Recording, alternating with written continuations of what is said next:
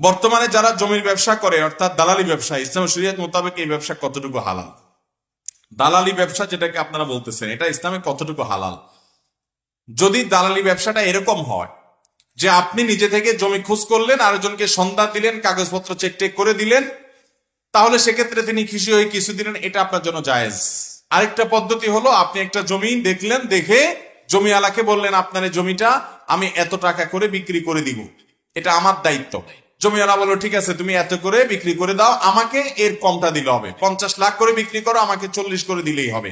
এরপরে উনি ওইটা দেখে 50 করে বিক্রি করলেন, তাহলে অতিরিক্ত যেটা নিবেন সেটা তার জন্য জায়েজ হবে, যেহেতু তিনি মধ্যস্থতা করে নিয়েছেন, মিথ্যা কথা বলেন নাই।